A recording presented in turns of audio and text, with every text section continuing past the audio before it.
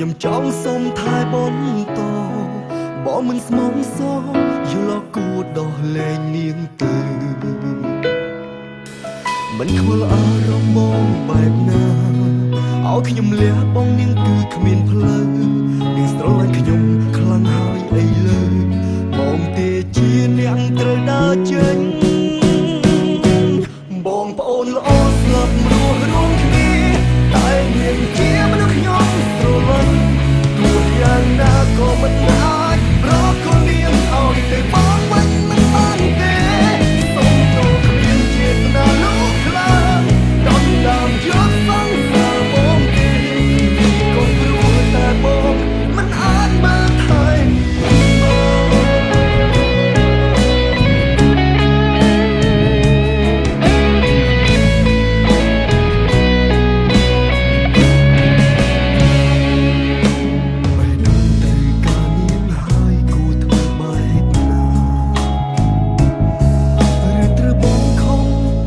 បំពេញបងប្អូនល្អ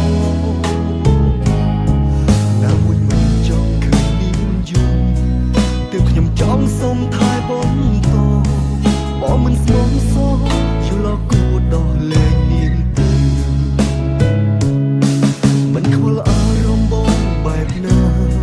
ឲ្យខ្ញុំលះបងនាងគឺគ្មានផ្លូវនាងស្រឡាញ់ខ្ញុំខ្លាំងហើយអីលើបងទេជានាងត្រូវដើរចេញអូនល្អស្លាប់រស់រួមគ្នាតែនាងជាមនុស្សខ្ញុំស្រឡាញ់គូយ៉ាងណាក៏មិនអាចប្រកល់នាងឲ្យទៅបងវិញមិនបានទេសុំទោសគ្មានចេតនាលោកខ្លាំងដល់ដើមយកសង្សារបងទេក៏ព្រោះតែបងមិនអាចមកថែនាងបានបងអូនល្អស្លាប់រស់រួមគ្នាតែនាងជាមនុស្សខ្ញុំស្រឡាញ់ទោះយ៉ាងណាក៏មិនអាចប្រកល់នាងឲ្យទៅបងវិញមិនបានទេ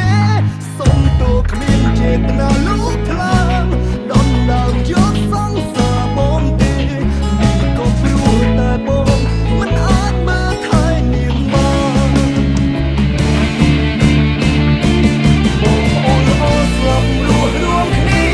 តែនាងជាមនុស្សខ្ញុំស្រឡាញ់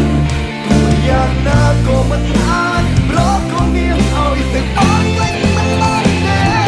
សុំទោសគ្មានចេតនាលោកខ្លាំងដល់ដើមយកសង្សារបងទេនេះក៏ព្រោះតែបងមិនអាចមកថែនាងបាន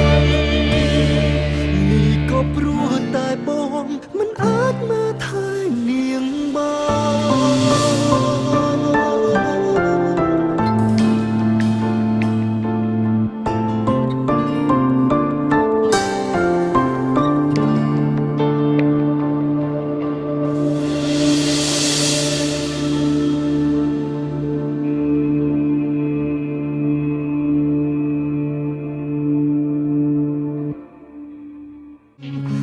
យ៉ាងណាក៏មិនអាចប្រកល់នាងឲ្យទៅបងវិញមិនបានទេសុំទោសគ្មានចេតនា